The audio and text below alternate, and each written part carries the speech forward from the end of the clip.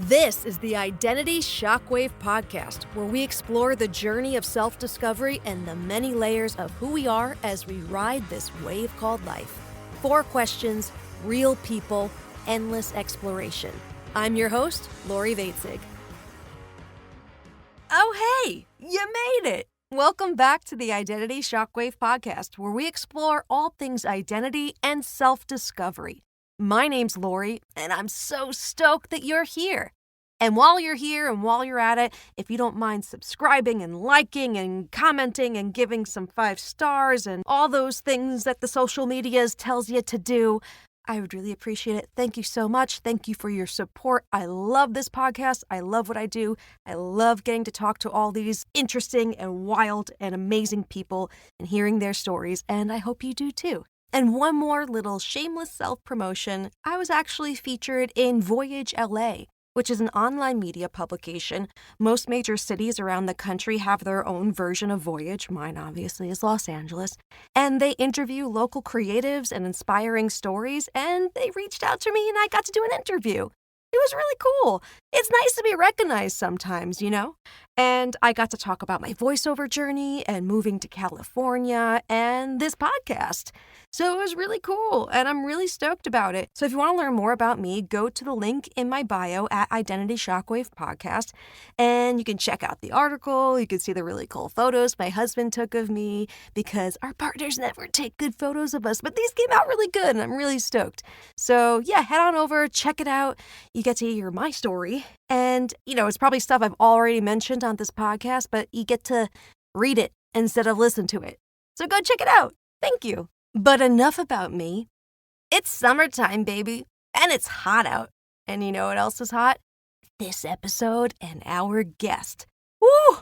Oh man, I have been waiting to put this episode out for months, and I am just so excited for you to learn about our guest and fall in love with her the way that I did, because, I can't even speak now thinking about it, because she had me gobsmacked most of the time, and I was just like a giggly schoolgirl. She was so cool, and I don't know if it's an Italian thing. I'm sure other cultures experience this too, but when you meet your people, it's like, and you really click and you vibe, oh man, she's family now. She's a sister, and oh my God, we got along so well, and I'm in love with her. She's just, I can't say enough. But to give you a little preview of the episode, our guest is a burlesque performer. She reads tarot. She's a psychic intuitive. She's in the top 5% in the world on OnlyFans. Dude, I've never met anyone that is on OnlyFans before, so I was just like, tell me more. You know that meme of Willy Wonka with his hand on his chin, or chin on his hand, rather? That was me. I was like, go on. And she's just so hysterical. She's a comedian. She does stand-up. And you know what else? She's a cancer survivor. She is the quadruple million threat of a woman. And I love her. Did I say that already? Probably. But she's so cool. And she's got such an inspiring story. And we can learn so much from her. I left this interview feeling so empowered and inspired as a woman, as a creator, learning how to advocate for yourself. I just can't say enough about this woman and the story that she has and how much we can learn from her. Also, want to give a shout out to my friendo to the endo, George Barrett. Thank you so much for introducing me to your cousin Alessandra, who you're right, she's the best. We're best friends in my mind. And thank you. So if you have someone inspiring in your life that you think they have a really awesome story about identity and their journey, please tell me, share them with me. And thank you, George, for sharing your cousin with me, because this episode is by far my favorite. And I think everyone's going to really love her and learn from her. And she's got some spicy events coming up. On August 15th, she has her next burlesque show at Askew in Providence, Rhode Island. The title of this show is Astrology. It's awesome. I'm going to plug it in the show notes. Also, she's planning on attending Exotica in New Jersey in October. I'm going to plug her socials in the show notes so you can follow along and see some spicy content yourself. She is such a powerhouse of a woman. I am so happy I got to meet her and connect with her and feel the love emanating off this woman. Man, I can't. I'm going to shut up now. Please welcome Alessandra Grima. Alessandra, welcome to the podcast. Thank you so much for doing this. So excited. So let's get right into it. If you could boil it down to a couple of words, how do you introduce yourself and do you have an elevator pitch? Yeah, I do a lot of shit. So I always tell people I'm like a psychic fat slut.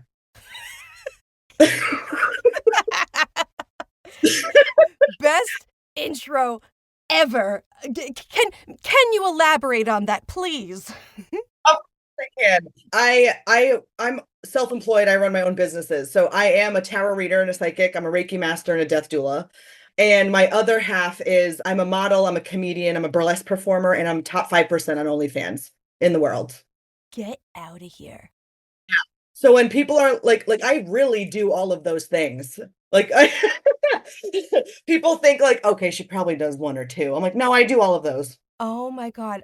This is gonna be the most wild conversation I've had yet, and I'm so stoked. Is there one of those things that you feel more like drawn to or like that you enjoy more than the other?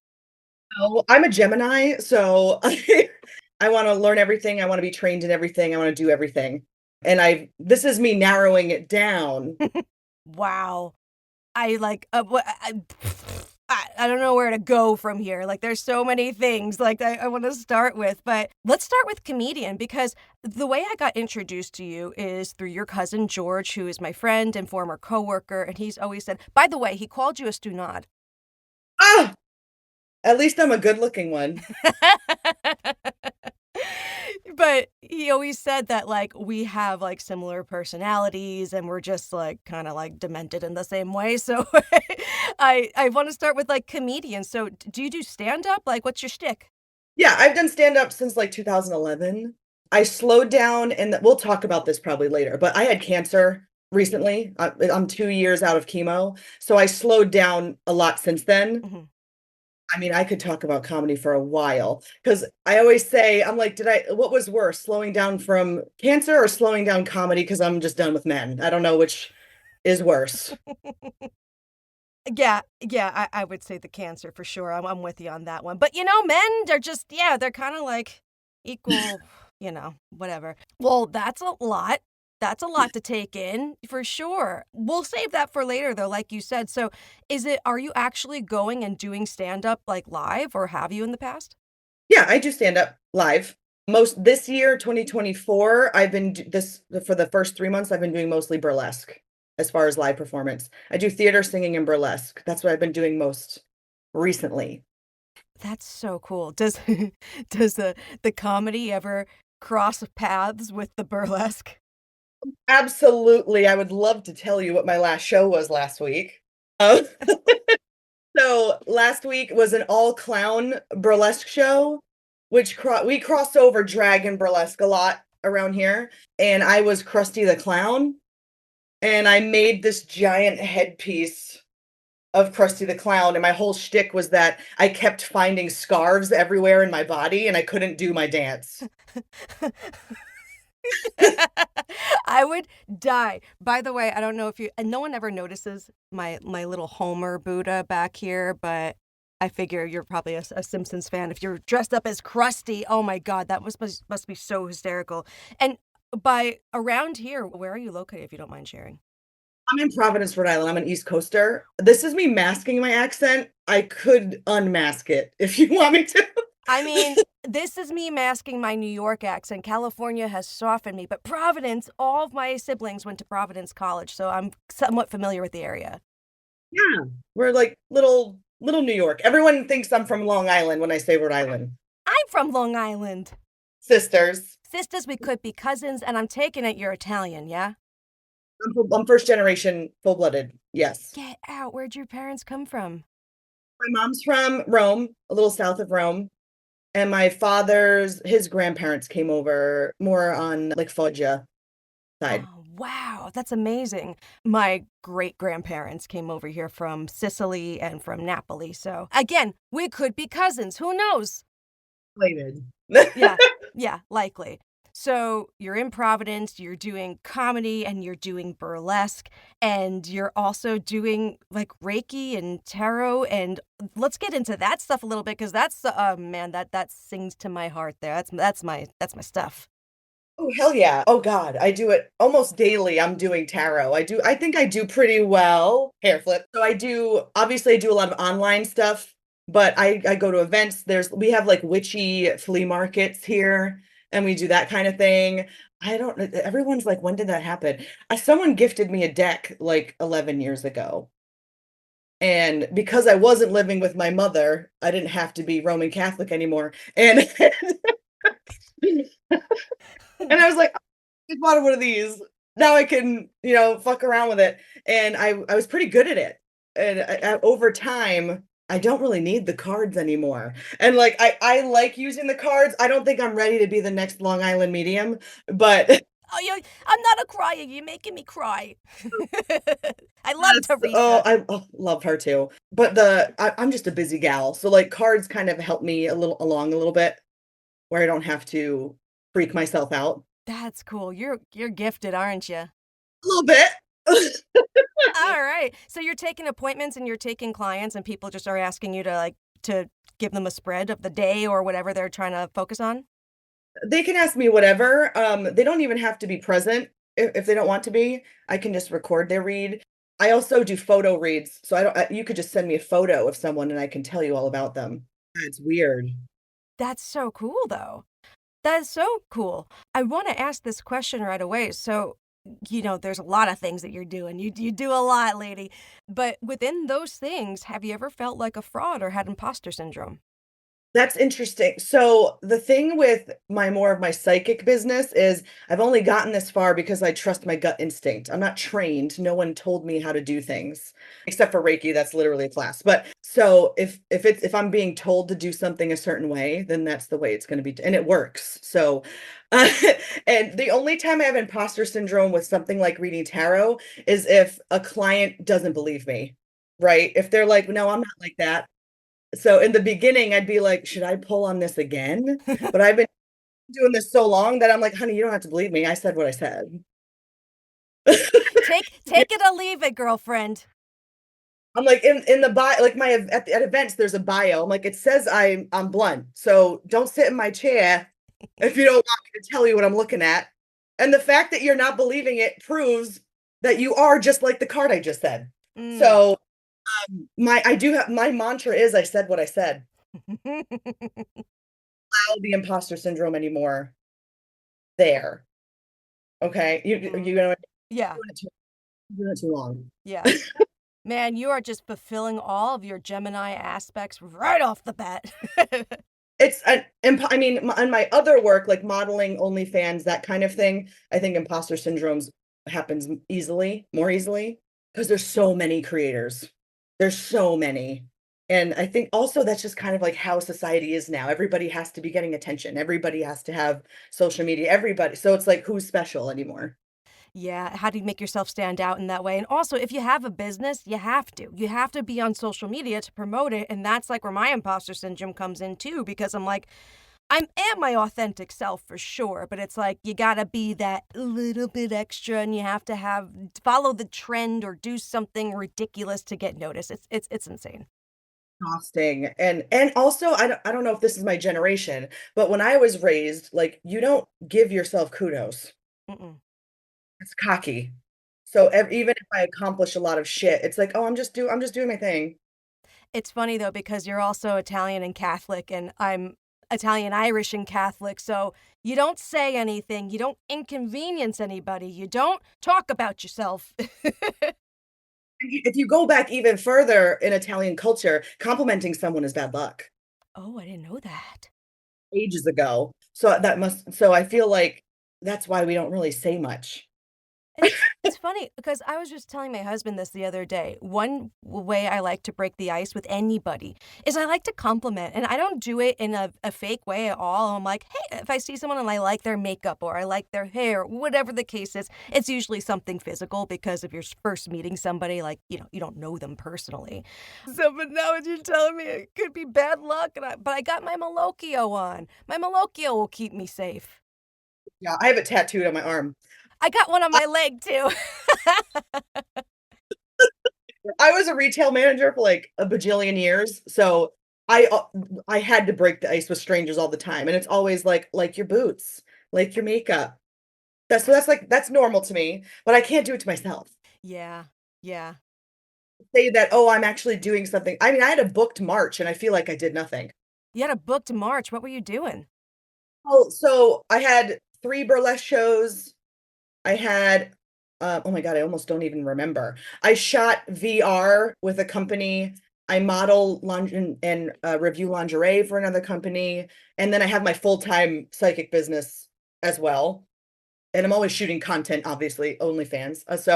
Like actual gigs, like in-person gigs, there was a lot more. Man, I wanna be you.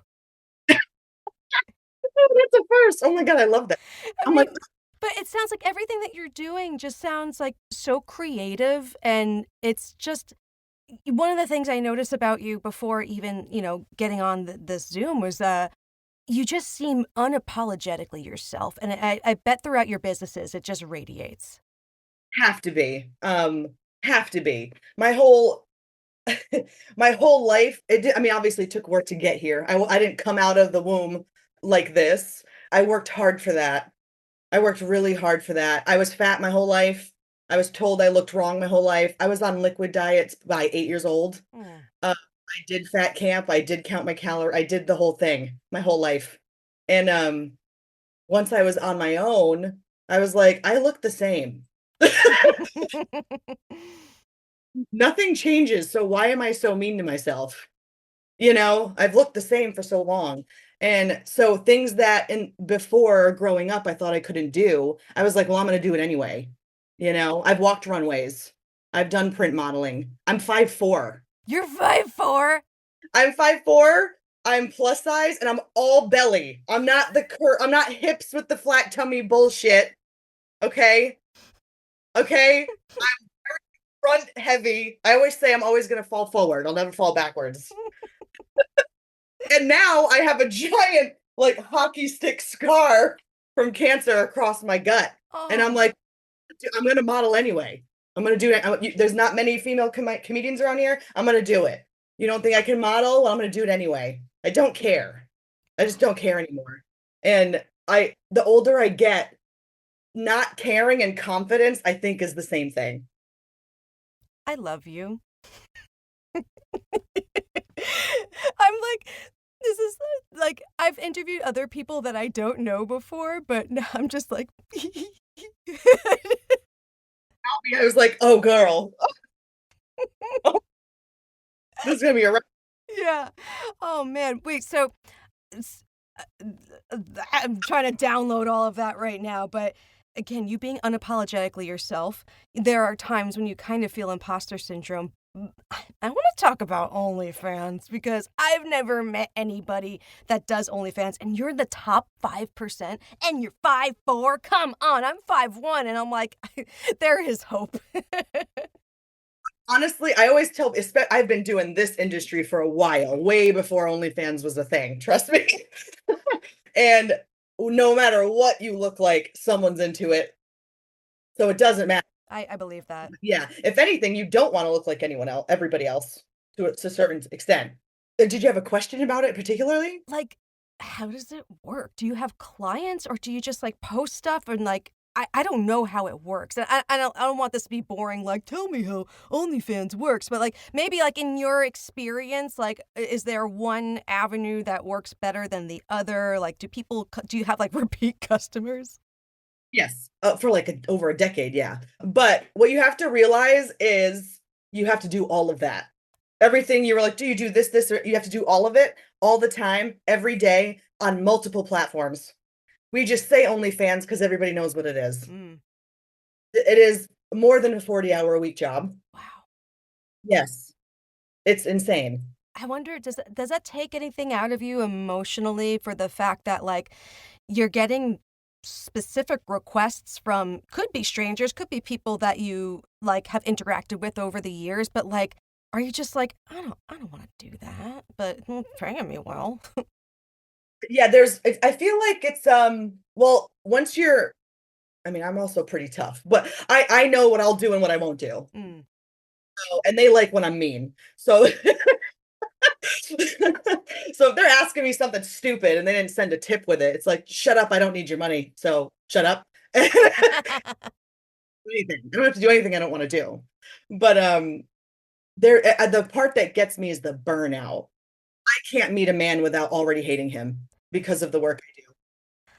I'm being honest. Yeah. 100% honest with you. If I meet a cis man, he could be the nicest man on the planet. He could be with his wife and kids. And I'm like, I wonder who he's messaging. Oh no, no, don't say that. What? Not wrong. I know you're not wrong, and that's the sad thing. Man, so many mommy issues, huh?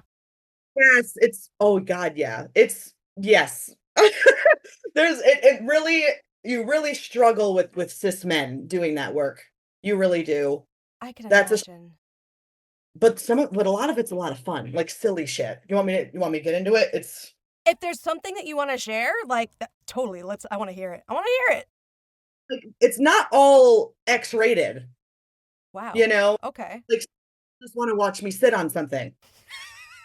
I'm dead serious. Some people want like a guy sent me a tiny figurine man for me to sit on it. Okay. Yeah, because like I'm assuming the figurine is him, imagining it's him. But, are there like so with that one in particular, did you just, like, set it up on, like, a stool or a chair or something, just, like or did you, like, make it something special? Like, did you have, like, a nice scene or something going on, or you're just like, Both.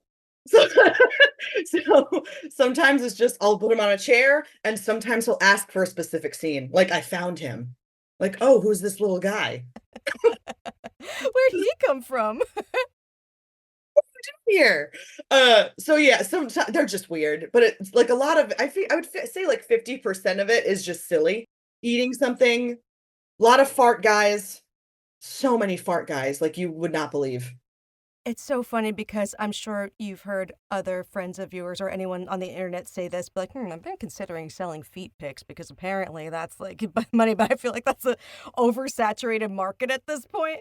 See that so, so many people are in my DMs like, "Oh, how do you do that?" And I'm like, pay for my time."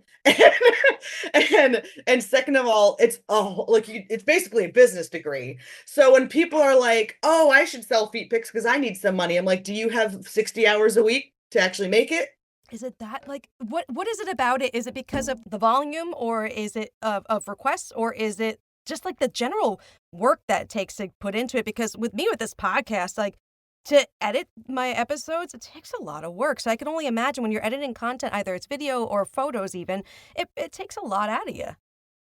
It's all of the above. So if I say I'm shooting a scene with a partner at this studio and I'm going to release that. So obviously, we have to get tested. I have to go to the studio. We have to shoot it. If it's not at a studio, I'm editing it myself. And then I have to schedule it on every platform I use, upload it, schedule it, type out the info. What's it called? What are the hashtags? Then I have to cut teasers. Am I gonna put that on OnlyFans? Am I gonna put it on Twitter? Am I gonna put it on here? Am I gonna put it, and that's all of this. And then you have to resend it if you have new subs that didn't see it. So that's just for one thing. That's exhausting. And if you don't have a following, you better be on every social media ever. Oh my good. So you probably not only that, because you mentioned like Twitter, you have to edit it in such a way that it's going to be acceptable for those certain platforms so that you can drive traffic to the other platforms. I've been deleted on Instagram 5 times. And I didn't even post stuff like that on there. It was just because I'm a fat lady in lingerie. But and I'm like, wow, I'm really posting nothing on here and they still hate me. Wow. So you also have to think like, oh, do I have an Instagram safe picture from today? It's a lot. Oh my God. Like, I never thought about that to begin with. Yeah, it's just feet. All of that still applies. I always have ideas in my head. I'm like, oh, I wonder if someone's like stomped on a cigarette. But I'm sure they have. Absolutely. Dirty feet is a thing. Stepping on cake is a thing. Ooh, that sounds Oh yeah. fun though. That's what I mean. Like a lot of it's fun, but the burnout is like having 1,000 people a day trying to get your attention for free. Ugh, And they're per ugh, God. Have you ever met anyone in real life? they've met me, honey. Uh, I apologize. I apologize. But yeah, have they come to see you, or has it ever been like a I know you, like in a cafe or something? Honestly, that happens a lot, but I'm also like always around. I'm always doing stuff. So I think people just know me in general. But I have had people, yes. I used to even work at the city mall when I was still in retail while doing this work. And oh, yeah, people wouldn't recognize me. Oh my God. You can tell if they recognize me from one thing or the other. It's usually pretty obvious because the shy, awkward ones have probably seen me naked. Like, hi, hi, I know you. Or even worse, they'll see me and not say anything. And I get a message later like, hey, I saw you at the cafe having a coffee. And I'm like, that's worse. That's so creepy. 10 times worse. Please just say hi. Yeah. Yeah, it's all good. The price I have to pay, you know? I have so But many feelings right now. I'm like disturbed, I'm excited, I'm intrigued, and I'm sad. I love that. What an interesting life. And with everything that you've been telling me too, you radiate this confidence. And you just radiate like that. You just have this inner knowing of yourself. So with that said, when it comes to your identity, which parts of your identity make you most proud and which have you struggled with the most? That's such a good question. I mean, my first inkling is that those 2 things are the same thing. Mm. Yeah, because I would say as a person, as my like, my soul or my personality, I've always known myself very well. My teachers even said that in high school. They're like, "Oh, you know yourself very well." I remember them saying that to me. But as far as what I struggled with was always external. Always. I was uncomfortable. I couldn't find clothes that fit me until I was in my mid-20s, Mm. right? I'm the average size American woman, so keep you know what I mean? Like, that's insane. Yeah. So I struggled with I can take up space, my personality, but not my body. I have to look smaller. Mm. That's a struggle in itself, where I know myself, I like me, just not the image of it, and that's very awkward, and it's very hard to explain how that feels, and now it is my favorite part. Because I like that I don't get lost in a crowd. I like that people remember who I am. If I meet 5 Rachels, if I meet them 20 more times, I'm not gonna know who Rachel is. Yeah. That was my best example, but that's terrible. But, like, my body like, I'm strong, I strength train, my body beat cancer, my body has gone through chemo and major surgery, my bo and which is a whole other story in itself as a fat person, and it makes me money, it dances, I mean, it's doing the damn thing, and I made that. Yeah. Yeah, all those as you were saying all that, I'm like, "But girl, your body sells, like, everyone wants a piece of it, and you're beautiful." I understand where you're coming from with that struggle. I mean, I feel like most women go through that regardless size, shape, color, whatever the case is, but, I mean, yeah, that's, but I wanna if you don't mind, I wanna talk about your cancer a bit because you mentioned something that, like, with your body itself, that was a whole other story. I'm very open about it because I would have been dead. So that's why I talked about it so much because I was very ill. I couldn't keep food down. I was losing a lot of weight.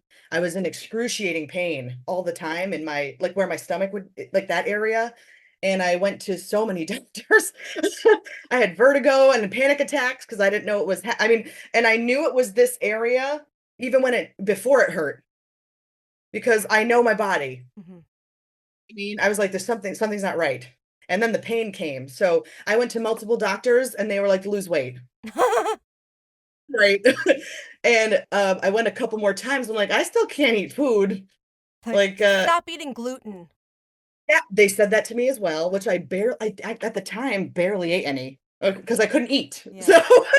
So, and then they told me to work out, which I mean, I tried, but I was hurting and I was still modeling.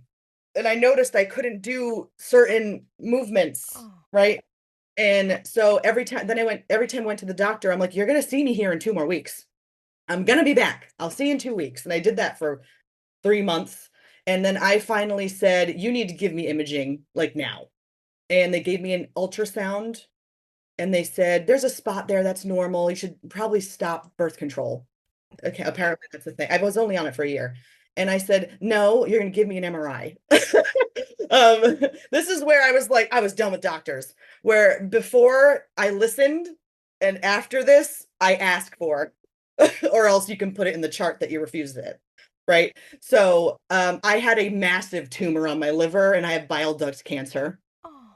It took them 8 months to diagnose me. The first doctor didn't even do a biopsy. I asked for a second opinion and they were like, how did they not do a biopsy? Uh, so I wasn't diagnosed till 8 months of this in. Oh God. My cancer usually kills people within 6 to 12 months. Yeah. So by the time I had surgery, it was just getting to my gallbladder, Oh boy. stage 3, 4. Like it was like right before 3. How long ago was this? 2.5 years. What, 4 Jeez. years? And Yeah. what was the type of cancer? It's called cholangiocarcinoma, bile duct cancer, because it goes into everything. Oh. It had to scrape it all out. It wasn't just the tumor. It spreads like a spider web. Oh. Yeah, and me and my dad had cancer at the same time. So Oh. it was not awesome, but I that's why I help a lot of people, like, if they have to go to a doctor's office and they're nervous, I'll tell them what to say, or I'll go with them. Because I mean, I wouldn't be alive. I literally would be dead if Wow. I didn't do imaging. They just kept telling me to lose weight. That's insane that you had to advocate for yourself that hard that Yeah. yeah, you could have been dead. Holy crap. I'm so glad you're here. You and this unfortunately isn't uncommon. Yeah, we hear about this more and more about women. Like, again, like I'm sure with like more plus size women, it's that same thing. You get this stereotype: oh, lose weight, oh, diet, oh, do whatever this. But like as women, we tell people we are hurting, we're in pain, something doesn't feel right, and male doctors, even female doctors, don't believe us. And like I feel like nowadays, like we know that's a thing and they still do it. So what I always tell people, or at least plus size people, is when they just tell you to lose weight, you can say, okay, if I was thin, what would you suggest the thin person do? Mm. Mhm. That's a good little mind fuck to give a doctor. Like, oh, well, actually. And also with birth control, too, that's a whole other. I don't know why the female anatomy is such a medical mystery. No clue what's going on. Jeez, like I had such bad pain, like from cramping last summer. I wasn't on birth control. It came off for a little while. I thought I wanted to start a family. I do not. And I went to urgent care because I was nearly going to pass out in pain. And the only solution they have for me is go back on birth control, which again, I'm happy to do because I'm not planning on starting a family. But that's the solution you give me? Like there's something wrong. Like it's ridiculous. And I can't be on hormones, so I have the IUD, Ah. and, which made everything worse. Mm. And I'm anemic, and I bleed for like almost 8 days. So I just found out like there are literally like multiple things they could do for me, and that no one has ever mentioned. Like there's a pill to stop bleeding. I could get an ablation. There's like so many things, and I'm like dying over here. Like literally. Literally dying. And it's you took the words out of my mouth where they just found out like, oh, the clitoris has even more nerves than we thought because originally they tested this on cow parts. Like, really? It's 2024. I I heard something that they only did medical studies on men up until 1992, and then they started testing on women. It shows Yeah. science and in sex that they don't know what they're doing. Mhm. Mm-mm. Oh my god. I'm sorry you had to go through all that and you had to educate yourself and be your own champion. I'm curious though, with your psychic abilities and your gifts, did you ever get any downloads during that time that you knew something was wrong other than the innate feeling you had in your body? So, yes. So when I did Reiki on myself the first month and I saw a spot here, clairvoyant. So I see when I do Reiki and I was like, that's weird. And also I did have a vision of me dying, which freaked me out. Oh, that's scary. Yeah, I remember calling my friend and I was like, it was like so real. It was, and I was awake. Like it was like the That's So Raven. Do you remember that show? Kinda, yeah. The camera and she like has her psychic. Oh, yes, yes, yes, I know that, yeah. That's what it felt like, and it freaked me out, and she was like, "Just pull a tarot card on it, it's probably just you're freaked out," and I pulled the death card, and I was like, I was about to say that's too stereotypical. She's not gonna say the death card, but of course, yeah. but as far as, like, during treatment, I didn't have the energy. I Yeah. couldn't do it. I had other people do spell work for me because I run Cafe Coven in Rhode Island, we're witches that meet every month. I wanna come. Oh my god, we have a blast. It's Sunday. Let me just fly from California there. I'll see you there. So they, like, did my healing spell work for me while I went in Oh, 'cause I couldn't do it. that's nice that you had a community around you to support you in that way. I can imagine, like, how much energy it would take for you to help yourself in that situation. Like, I'm glad you had people around you to support you. I do. Good. Yeah, good. Well, there's there's been a lot, Alessandra. We've covered a lot of territory, but I'm curious. Was there ever a decision that you made that changed the trajectory of your life? I mean, yes. Honestly, I think it was after my treatment or after surgery. So at first, so I had 35 staples. That's how big Oof. my scar is. And at first I was like, I can't work anymore. Right. Because I'm a model, etc. I lost 80% of my hair. Mm. I wasn't gonna lose hair. I lost almost all of it. And I was like, I'm like, thank God I know Reiki and whatnot. Cause I'm like, I just lost half of my income. Right. And I kept going. I did. I modeled with barely any hair. I model. I don't hide my scar. A lot of people on the internet are like, "Are you gonna tattoo over that? Are you gonna hide?" I'm like, "No, I earned that." You earned it, and also, do you know what it takes to tattoo over a scar? It's not pretty. It's not easy either.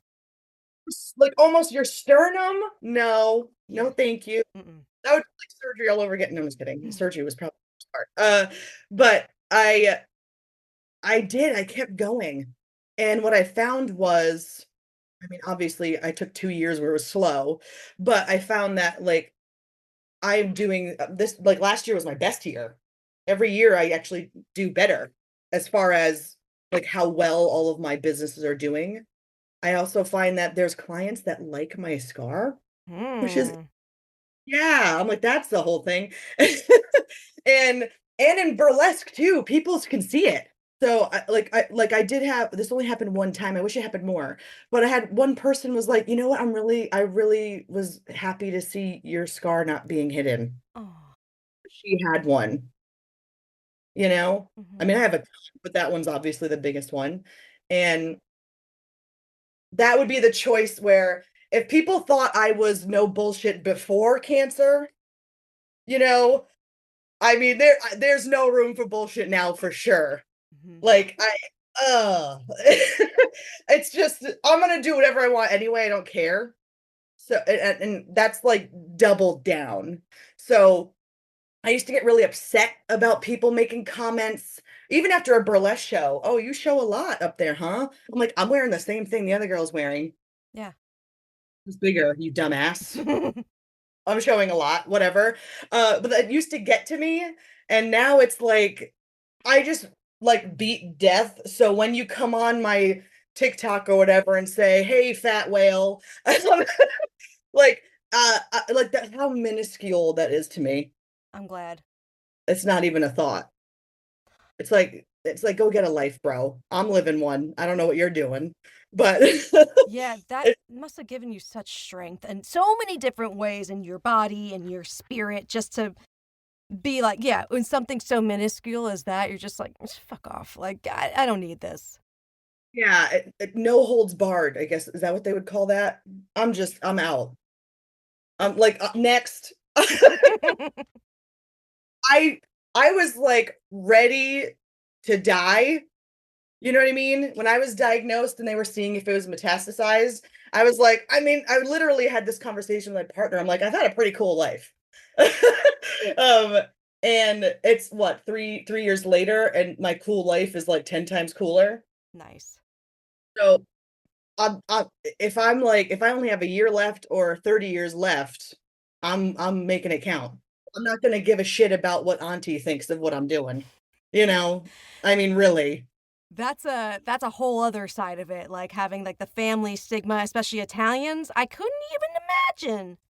You know what's awesome? I love pulling the cancer card because my mom's passive aggressive. She won't say it out loud. She'll tell my sister, and my sister will tell me what she said. Hmm. And now after cancer, I'm like, they ain't saying shit about me. I was like, I have like, it's like I got the get out of jail free card. I'm like, no one's saying shit. They're lucky I'm alive. Yeah. I got on the head because I can. Yeah, I could only imagine, like, again, like, I would imagine many people probably hide those sides of themselves, but you, I don't think you hide that from anybody, your work that you do. Has it, I'm sure that was a tough pill to swallow for your mother and for some family members. I mean, we don't talk about it. I just started modeling and my aunt sent me an email that I needed Jesus. So I was like, "Oh, okay." I was barely doing anything. So, I'm just doing my thing. I don't care. You're living the life your highest self it's planned out for you before you got onto this earth. Like, this is like, there's so many tests in your life and there's so many different avenues that you could have gone down, but I think most authentically, you're living it, girl. Yeah, I'd rather be over the top for some people so that the goal might be eventually society meeting in the middle. Does that make sense? Yeah. Yeah, because I feel like not that you need to be like a poster child or anything, but I look up to personalities like you, and I think we need people like you to just be themselves and to not care and to just put yourself out there. Like, you seem fearless. Thank you. Compliment. Yeah, no, you really are. Like, I'm so in awe of you. Like, yeah, you're like an outrageous person, sure. Oh my God, she's so crazy. She does all these things. But at the core of it, I think you're super strong, super brave, super yourself. Like, I can't help but keep saying authentic because that's just what you are. Like, I don't know you, but I know this. Yeah. I think, if your goal is being authentic, then you're gonna be going to the right place. Hmm. And it also helps with not overthinking about what other people think. Like, well, this is what I wanna do and it feels right, so I don't care. Like, it'll bring me where I'm supposed to be if I just worry about who I am. Yeah. Yeah, Yeah. totally. How do you this is gonna be like really minimal, but like how do you not deal with internet trolls? Because I am so scared of putting stuff out there online. And I thankfully I have a really great group of friends and people around me that are very supportive whenever I do anything. But I'm just so scared of like the internet. Yes. Uh, the advice I would give to you is to not answer them. Mm-hmm. They have more time than us. They have nothing else to do, and it will not end. And you will not prove a point to them. Nope. The hardest part is not responding. Ooh, it's hard. Oh, It's hard. Or I'll immediately block because I'll want to respond. I have so much to say. You can't, you're not converting trolls here. No. So why interact? Because they're not going away. Mm-hmm. It's like that fine line, though. We're not converting trolls, but there are those certain conversations with people that are close to you, with like family members or people that, let's just say, on the other side of the aisle, whatever you want to say, where sometimes you're told that you need to have those conversations and you need to put your opinion out there. But like, where is the line where you protect yourself? And, and what good is it going to do to keep like explaining these? So I'm vegan, and I can't tell you how many times I have that conversation where I'm not even asking for it. And people ask me and I have to like justify my morals and the way I live my life. Like where I struggle with where the line is, because I do want to speak up and I do want to say things about certain things in life. But then again, like, is it going to be doing any good? Yeah. So that's different from troll. That's like people you know personally. Yeah, true. Yeah. Whole different thing where it's like, is it worth my energy at this time? Is my first question. And my second question is, I'm just an example. I'm just setting an example to that person. I don't have to convince this person, but maybe the next time, like for you, maybe the next time they see a vegan, maybe they won't say that stupid fucking thing. Get it? You hope so. I would hope so. So it's if they're having a problem with me, I'm like, am I married to you? No. So anyway, and and maybe if they saw someone who did some kind of similar work, maybe they'll shut up because they're not converting me. So I'm not converting you. Oh, I love that. I love that. But I like to circle back to my first question, since we've had this this wild roller coaster of a conversation. Would you still introduce yourself in the same way? Yes, I thought so. absolutely. Psychic fat slut. Here to take space. Here to take up space. Is that your slogan? It is now. Because it means so many things. Like, oh, that's so good. Add a little bit to it then. Oh, I love that. Alessandra, where can my listeners find you and hire you and all the fun things? I'll stick to Instagram because other things can get spicy, but my Instagram, like for me as a model, etc., is Griminator. My tarot Instagram is the Grim Tarot. And do you have any shows coming up in Providence? I just did a bunch, and then right now I'm judging Burlesque this month. So you just missed all my shows, and I'm actually in break time. But I mean, my next one scheduled isn't till the summer, so we don't have to talk about that yet. Okay. But I can't say no. So once someone asks me to do it, I'm there. One day I'll sleep. She just needs to perform. Almost like I'm the fourth child and need attention. Hey, I'm the fourth child. Oh, hey. It's so true, though. Man, this has been such a treat and such a pleasure. And I've heard your name for years. And I'm so glad to finally meet you. And I want to know you more. And I want to be your friend. And I can't wait to follow you on socials and just see your journey, because what an incredible one it is. Oh, thank you so much. You're incredible. I'm so glad we got to do this. Me too. Thank you so much. You've been listening to the Identity Shockwave podcast, hosted by me, Lori Vaitzig. Catch us next time for a new episode with a different guest that is sure to keep the conversation interesting. A big thank you to Let Me Crazy for letting us use their music. I'll catch you later.